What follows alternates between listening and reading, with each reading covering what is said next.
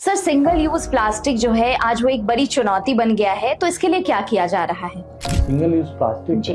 ये बहुत ज्यादा हार्मफुल है हमारे पर्यावरण के लिए। सबसे बड़ी चुनौती तो ये आ रही है कि लोगों को जागरूक करना। कुछ तो वेस्ट ऐसे हैं जो हमारे स्वास्थ्य के लिए बहुत हानिकारक है।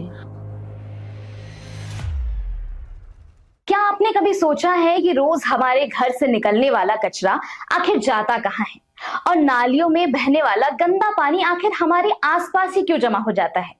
ये विषय हमारे भविष्य के लिए बेहद जरूरी है, क्योंकि ये हमारे स्वास्थ्य से, हमारे बच्चों के स्वास्थ्य से जुड़ा हुआ है। नमस्कार, मेरा नाम है ऋचा झा और आप मुझे देख रहे हैं LSBA पॉडकास्ट में। आज के इस पॉडकास्ट में हम बात करने जा रहे हैं सबसे महत्वपूर्ण लेकिन अक्सर नजरअंदाज कर दिए जाने वाले बात पर, solid and liquid waste management पर, जो कि आजकल सबसे बड़ा मुद्दा बना हुआ है। ये हमारे वर्तमान के लिए ही नहीं बल्कि हमारे भविष्य के लिए भी एक बड़ा खतरा बन सकता है अगर हम इस पर अभी ध्यान न दें।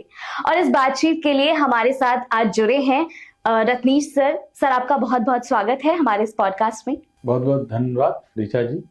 सर, हम solid and liquid waste management जैसे शब्द तो रोज हमारे दर्शक सुनते हैं, लेकिन इसकी क्या रोजमर्रा की जिंदगी में क्या इसका महत्व है, वो उसके बारे में बताइए। बड़ा इम्पोर्टेंट सवाल है ये आपका, क्योंकि ग्रामीण क्षेत्रों में खास करके और शहरों में भी हमारे यहाँ सॉलिड और लिक्विड वेस्ट मैनेजमेंट की जो परिकल्पना है, कॉन्सेप्ट है, ये बहुत पुराना नहीं है। हालांकि जब से सभ्यता बना है, कई जगहों पे वेस्ट मैनेजमेंट कार्य के कई एग्जाम्पल्स में हमें मिलते हैं, लोगों ने किया है, लेकिन बहुत ही सिस्टमैटिक तरीके से और मैनेजमेंट के सेंस में सॉलिड और liquid waste management recent concept है। और क्योंकि आप जानते हैं कि इंडिया एक डेवलपिंग कंट्री था, अब डेवलप कंट्री की तरफ हम बढ़ रहे हैं, तो जितना रिसोर्सेज था उस हिसाब से हम लोग इस पे काम और करना शुरू किए। तो सॉलिड और लिक्विड वेस्ट मैनेजमेंट का जो सीधा संबंध है कि जो हम अपने जीवन में जितने प्रकार के कार्य करते हैं, सब में कहीं ना कहीं हम कुछ वेस्ट को निकालते, जनरेट करते हैं, निकलता है, पैदा हो रहा है।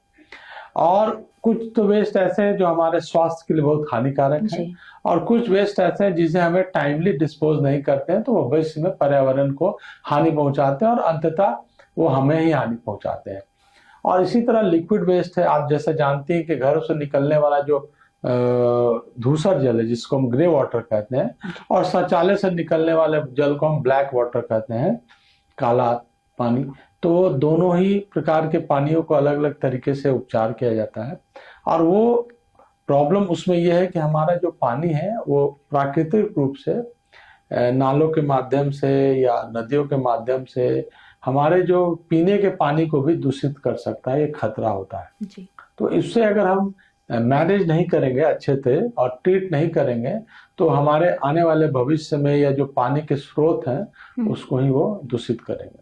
तो एक तरह की सॉलिड जो वेस्ट निकल रहा है घरों से, उसका उचित निपटान हो, और जो लिक्विड है उसको हम प्रॉपर्ली ट्रीट करके दोबारा उसका इस्तेमाल करें। एक दूसरा, इस सॉलिड वेस्ट में आप देखती होंगी कि उसमें भी दो प्रकार के वेस्ट, एक होता है जो डिग्रेडेबल है, जो जिसको आप खाद बना सकती हैं, जो मिट्टी बन सकता है अगर समय के साथ उसको रखा जाए तो, और खाद बना के आप उसका उपयोग भी कर सकती हैं अपने खेती में या गार्डन्स में। और दूसरा है जो रिसाइक्लेबल है, नॉन डिग्रेडेबल। डिग्रेडेबल तो हो गया जो समय के साथ मिट्टी बन जाए, जो नॉन डिग्रेडेबल आप 1000 वर्षों तक भी रखेंगे अगर मिट्टी में, जैसे प्लास्टिक, वो फिर दोबारा मिट्टी नहीं बनेगा जी। या शीशा भी ले या कॉपर आयरन तो कुछ हद तक होता है, लेकिन प्लास्टिक मुक्त तौर से बहुत समय लेता है। बहुत समय क्या मतलब, नहीं वो कन्वर्ट हो सकता है, डिग्रेड हो सकता है। ये बहुत बड़ी चुनौती है। दूसरा है कि बदलते समय में प्लास्टिक की उपयोगिता बढ़ी है। आज आपके जीवन में आसपास में देखिएगा कि कई सारे चीज है जो प्लास्टिक में आने लगे। हाल में तो अब लोग जो लिक्विड है जैसे तेल है और तमाम चीज है, वो भी, यहाँ तक कि कॉफी और चाय का भी लोग इसमें इस्तेमाल कर रहे हैं। तो प्लास्टिक का उपयोगिता बहुत ज्यादा बढ़ा है। अब जो ई कॉमर्स तमाम चीज आई हैं, तो आप देख रहे हैं कि हर घर में लोग डिलीवरी करा रहे हैं, उसमें भी वेस्ट बहुत बढ़ा है, जनरेट बहुत हो रहा है जी। तो ऐसे ही माना जाता है कि जो डेवलपिंग कंट्रीज है या डेवलप कंट्रीज में वेस्ट, जो प्रति व्यक्ति वेस्ट का जो मात्रा है बहुत ज्यादा होता है। डेवलपिंग और गरीब देशों में वो मात्रा कम होता है, उसके सामान्य से कारण है। लेकिन क्योंकि भारत अब प्रगति कर रहा है, बिहार प्रगति कर रहा है, यहाँ के गांव प्रगति कर रहे हैं, तो इसी अनुपात में कचरा बढ़ रहा है। अब हमें इसका निष्पादन सुरक्षित तरीके से करना होगा। इसीलिए ये जो कॉन्सेप्ट है सॉलिड और लिक्विड वेस्ट मैनेजमेंट का, ये जरूरी है, इसे हम कर रहे हैं। सर, बिहार की मौजूदा स्थिति के बारे में देखें तो solid and liquid waste management जो है उसमें क्या क्या चुनौतियां आ रही हैं? बहुत सारी चुनौती आ रही है ऋचा जी। सबसे बड़ी चुनौती तो ये आ रही है कि लोगों को जागरूक करना। आप जानती होंगे, अगर आप मुझसे पूछिएगा कि वो क्या एक काम है जिसे हम करेंगे तो सॉलिड वेस्ट खास करके उसकी समस्या बहुत हद तक सीमित हो जाएगी, थोड़ा कंट्रोल हो जाएगा, तो वो है सेग्रीगेशन। सेग्रीगेशन मतलब हुआ कचरे को अलग अलग करना। जैसे हम लोग सुझाव देते हैं, आपने शहरों में भी देखा हर जगह डस्टबिन लगे होते हैं, तो एक नीला एक हरा डस्टबिन होता है। उसका मकसद ये है कि जो डिग्रेडेबल, जो खाद बन सकता है, ऐसे चीज को जैसे चावल, दाल, छिलका, फलों का छिलका, इस तरह की चीजों को आप हरे वाले डस्टबिन में रखें।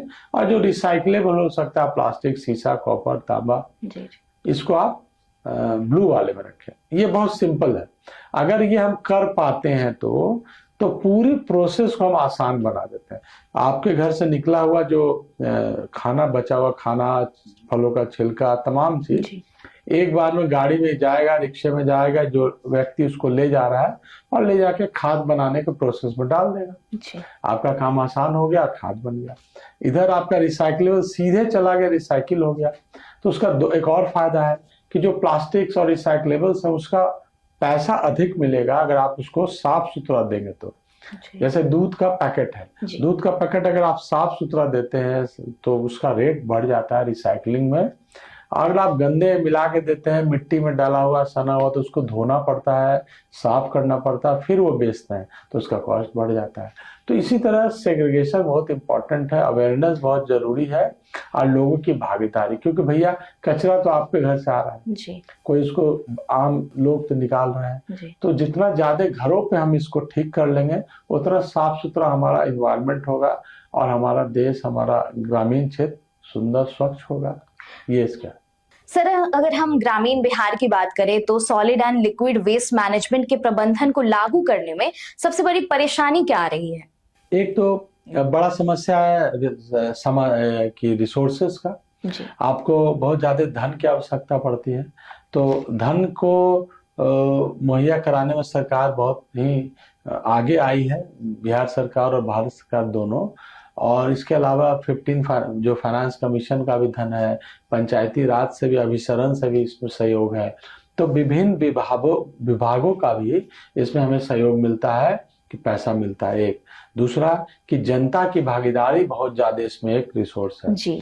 जनता भी इसमें कुछ कंट्रीब्यूट करना चाहे तो कर सकती है, उससे भी हम इसको आगे बढ़ाते हैं। तो वो एक चैलेंज है। और तीसरा क्या है कि ये आदत और व्यवहार से जुड़ा हुआ है। स्वच्छता, जैसे आपने देखा कि हम आमतौर पर ट्रैफिक में हेलमेट्स नहीं पहनते थे हम लोग। उसका कारण था हमें आदत नहीं था, मुझे लगता है कि बगैर हेलमेट के क्या होगा। लेकिन जब दुर्घटना होती है आमतौर पर हम देखते हैं तो लगता है कि एक हेलमेट पहना हुआ व्यक्ति का जान जाना से कितना बच सकता है कंपेयर टू जो नहीं पहना। उसी तरीके से कि ये जो हम सैनिटेशन पे काम करते हैं, चाहे सेग्रीगेशन हो या ग्रे वाटर हो या खाद निर्माण करने का हो या जो भी आप कर रहे हैं, उसमें आप थोड़ा थोड़ा भी अपने आदत को बदलेंगे तो बहुत ज्यादा बदलाव होगी।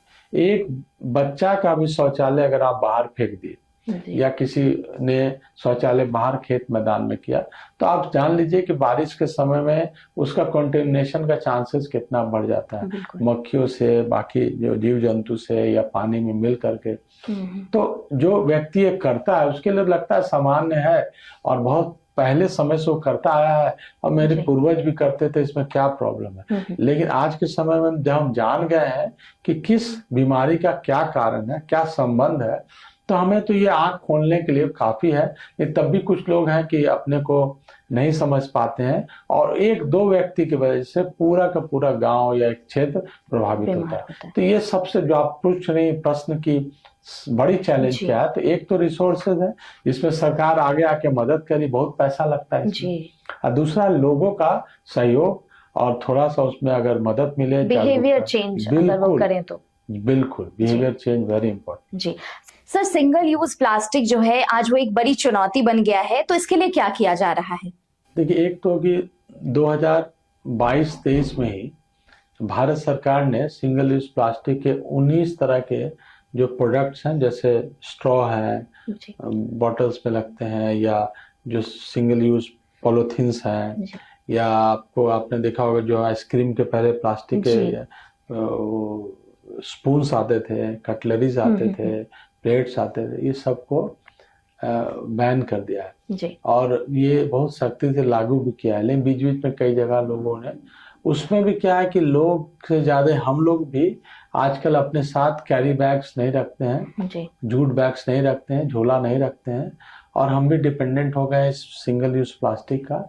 और जहाँ भी आप देखेंगे वेजिटेबल्स वेंडर्स तमाम लोगों से हम मांगते हैं, वो देते भी हैं, और सब लोगों को लगता है कन्वीनियंट है। लेकिन ये जो सिंगल यूज प्लास्टिक जी। है, ये बहुत ज़्यादा हार्मफुल है हमारे पर्यावरण के लिए, हमारे जल स्रोतों के लिए, हमारे जो सी है समुद्र के लिए, उसमें जो एनिमल्स हैं, हमारे जो जी, मेरीन एनिमल्स हैं, एक्वा एनिमल्स हैं, उनको भी ये हानि करते हैं। तो सिंगल यूज प्लास्टिक को तो अपने लेवल पे रिजेक्ट करना चाहिए, हम लोग को भी कोशिश करना चाहिए कि इसका इस्तेमाल हम बिल्कुल नहीं करें, और अपना कैरी बैग इस तरह की चीजों का हम जी, उपयोग करें। जी। सर, आजकल कचरे से व्यवसाय करने की बात सुनने को मिल रही है, क्या ये सच में संभव है? और इसके लिए अगर कुछ उदाहरण है आपके पास तो वो हमारे दर्शकों को जरूर बताइए। ये बड़ा इंटरेस्टिंग प्रश्न है आपका जी, कि कचरे से व्यवसाय। देखिए, व्यवसाय का तो सीधा मतलब है कि जहाँ से उनको आमदनी हो, अच्छी हो, जी, करेंगे। नहीं, कचरे में क्या है कि सब लोग जाना नहीं चाहते हैं, कि कचरा सुन के अजीब लगता है, जी, गंदा है, ये है वो है। लेकिन क्या है कि अगर आप कचरे में देखेंगे तो इन्वेस्टमेंट नहीं है, बहुत कम है, और आमदनी बहुत ज्यादा है। जी, और अगर आप और भीतर जाएंगे, कचरे के और नजदीक जाएंगे, तो आप पाएंगे कचरे में इतना ज्यादा संभावना है पैसा का कि अनेकों प्रकार के प्लास्टिक हैं, अनेकों प्रकार के आयरन है, कॉपर है, ग्लासेस हैं, और सबके अलग अलग कीमत है। जितना ज्यादा आप अलग अलग करके सेग्रीगेट करके उसको पैकेजिंग करते हैं, रिसाइकलिंग इंडस्ट्री वाले को एक तरह का सामान चाहिए होता है, जी, तो वो चाहते हैं कि कहीं एक जगह से एक तरह मिल जाए, तो वहां से वो ले लेते हैं। पेट बॉटल्स का आप पाएंगे हर शहर में आजकल, आप देखेंगे कहीं कहीं छोटे छोटे बना के रखते हैं, कोई बॉटल्स का कर रहा है, कोई प्लास्टिक का कर रहा है, कोई ग्लास का कर रहा है, और वहां से वो जाके करता है। तो आने वाले समय में आप कुछ स्टार्टअप्स भी आ रहे हैं हमारे बिहार में। जी, सिवान में एक स्टार्टअप है कबाड़ मंडी, तो उसने एक ऐप बनाया है, ऐप के थ्रू आप जितने भी आसपास के लोग हैं जी, उस कबाड़ मंडी के गाड़ी को बुलाएंगे, और अपने घर का या अपने व्यावसायिक स्थानों का जो कचरा है, खास करके प्लास्टिक, वो उसको बेच देंगे, और वहीं पे वो आपको रिसिप्ट पैसा दे देगा, और उसका वो रिसाइकलिंग करेगा। इसी तरह एक और जहानाबाद में एसएस इंटरप्राइजेज, उसका भी यंग एक लड़के हैं, उन्होंने स्टार्टअप किया है, जी, और वो पूरा का पूरा एक उनका भी ऐप बना करके व्हाट्सएप के माध्यम से अभी कर रहे हैं वो, जी, और वो रूट बनाते हैं, उस रूट में जा जा के खरीदना, फिर पेमेंट करना, फिर उसको रिसाइकिल। इसी तरह एक सुपौल में जी, एक बहुत ही यंग स्टार्टअप है, उसमें वो प्लास्टिक्स का यूज करके ग्रैन्यूल्स बना रहे हैं, जिससे आप बाद में प्लास्टिक का चेयर ये सब चीज बना जी, सकते हैं।